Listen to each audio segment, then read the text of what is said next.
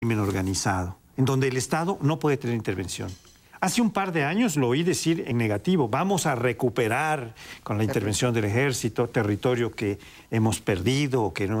Lo dijo en negativo, ahora lo dice pues, en positivo. No puede ser positivo, pero digamos, aceptando que ya hay una serie de zonas en muchas partes de la República, o en varias por lo menos, en las que el Estado no tiene ningún control, ninguna ascendencia, ninguna capacidad para controlar la violencia, que es su tarea fundamental. Yo tengo, en fin, la impresión de que es un muy buen texto, que está muy bien redactado, que está muy bien planteado, que incluso abre algunos nuevos temas. Reconozco que el Ejecutivo ha tomado en cuenta no solamente lo que le han sugerido diversas voces, sino lo que las mismas encuestas le dan. Algunas voces le habían dicho, no puede ser que la estrategia no contemple por lo menos en su diagnóstico, el tema social, ahora lo incorpora y de alguna manera es parte del problema, le da la dimensión internacional al asunto, reconoce que no es una guerra. Yo creo que es un avance, no es solo un problema semántico, que se refleja en las encuestas. Una muy reciente decía que efectivamente la gente no reconocía que la guerra contra el narcotráfico fuese su guerra. Dice, es la guerra del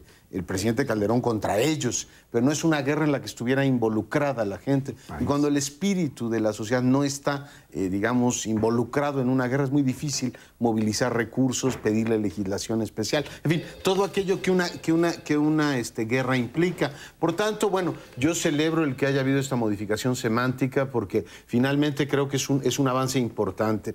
Lo que no logro entender, y a ver si ustedes me ayudan a aclararlo, es por qué escribe este gran texto. Es decir, 2 planas de periódico, efectivamente, del presidente. Me pregunto si es el anuncio de una nueva estrategia, si estuviera convocando a todos los actores a un nuevo pacto, si estuviese a punto de mandar una nueva iniciativa de reformulación de todo el sistema de seguridad. Supongo que van a tocar el tema de las policías únicas.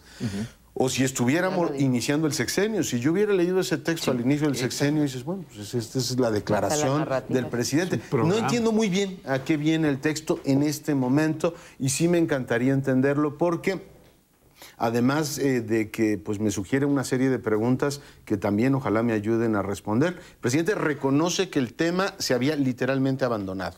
Dice, tuvimos que recoger lo que había. Sin embargo, y lo ligo con lo que publica Proceso en un reportaje esta semana, no hay ningún responsable político de todos esos pactos. Es decir, tenemos un país que fue gobernado por el revolucionario institucional durante 70 años. Después una administración foxista de 6 años. El presidente que llega dice, pues me tocó recoger un tiradero absolutamente demencial en el cual no solo había problemas éticos, de ética política, es decir, pactaban con los delincuentes. Había, yo me imagino, responsabilidades penales de quien establecía ese tipo de cosas.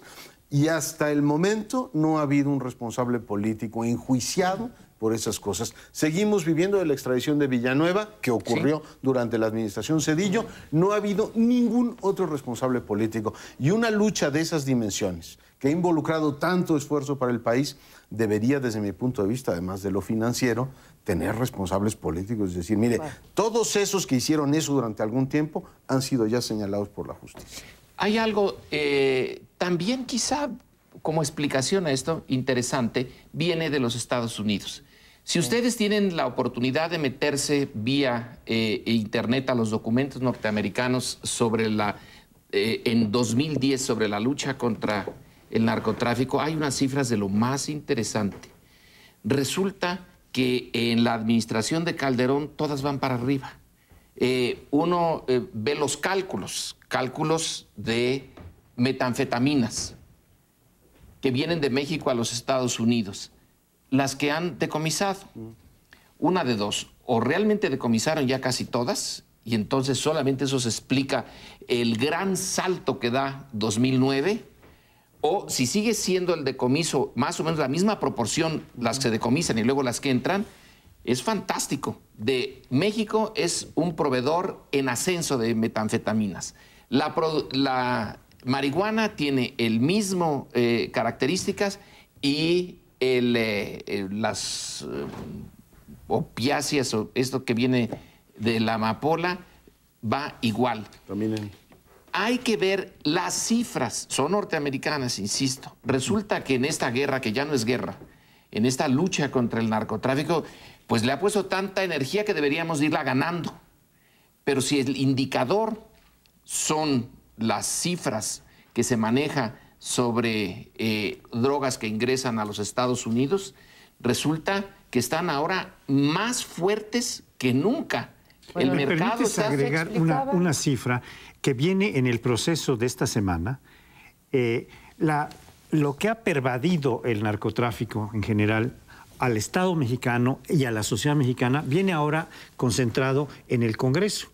Y reporta 21 o algo así, 21 legisladores sí, que están inodados, indiciados, señalados, mostrados en algún expediente de la DEA que dejó ver estos datos. ¿Qué era lo que actuales diputados del PRI, del PAN y del PRD. Los mayores, el mayor número es del PRI, pero el PAN y el PRD también tienen su participación, tal vez en las proporciones que la tienen en la propia Cámara. No es justificación, pero nos explicaban que precisamente cuando se empiezan estas guerras, luchas o como les queramos de decir, ahí tiende a subir la delincuencia. Eso pasó en Colombia, por ejemplo, y después... Aquí no es que tienda la delincuencia. 4 años para que empiecen lo que tiende a subir es la producción. Te referías nada más a la producción, sí, no solo al número de muertos. Nos tenemos que ir, es un tema interesantísimo y que lo volveremos sobre él. No se nos vayan. Bueno, vamos en este tercer bloque a otro tipo de guerra, la guerra entre los partidos políticos. En menos de 3 semanas estaremos ya con las elecciones de los 12 estados y pues sí, hay muchas que están muy competidas, pero la cruda realidad es que todo indica que el PRI mantendrá las 9 que hoy gobierna y que es muy posible que se lleve también las otras 3.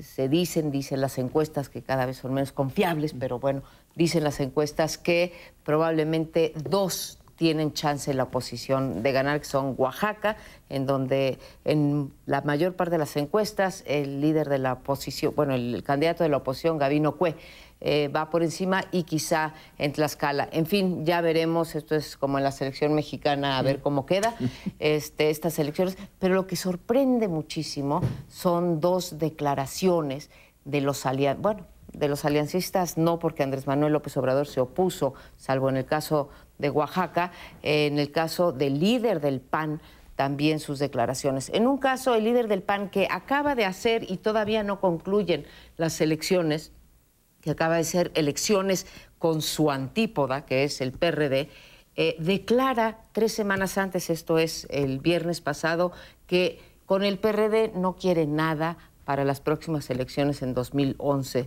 en el Estado de México. Yo me pregunto cómo un líder que está haciendo, qué confianza nos puede dar, que está haciendo 5 alianzas, dice, con esos que hoy voy junto, el año que entra... Es que él termina este año. Bueno, solo que así nos expliquemos personalistamente la política en este país. Y la otra, Andrés Manuel López Obrador, que ha sido criticado por varios de los integrantes del PRD o de la dirigencia, incluso por el líder del partido, pues porque hizo una declaración augurando que las 12 elecciones se las va a llevar el PRI y que las alianzas habrán servido para nada.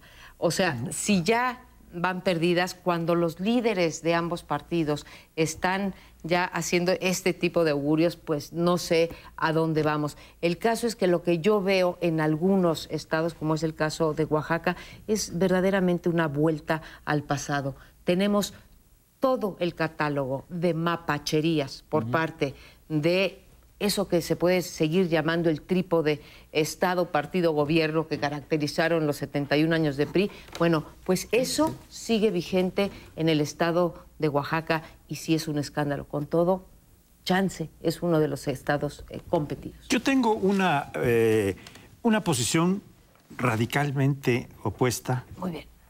¿A las alianzas o a lo que... A las declaraciones de don Andrés Manuel López Obrador, que por otro lado respeto en otros aspectos. Porque sí han servido las alianzas, han servido para mostrar varias cosas. Por ejemplo, ¿cuál ha sido la actuación de un partido relativamente nuevo como el PANAL? En 7 estados de los 15 va aliado con el PRI. El Partido de los Maestros, en 7 estados va aliado con el PRI. Se hubiera calculado que debía ir aliado con el PAN, como virtualmente se dio en 2006. Aun cuando tuvo su candidato presidencial Campa, pero la verdad es que su candidato presidencial era Calderón, y la alianza en muchos otros, incluso decía, dame 2 de 3, bótame por aquí un pedacito, pero la alianza era clara. Bueno, ahora la alianza fundamental es con el PRI.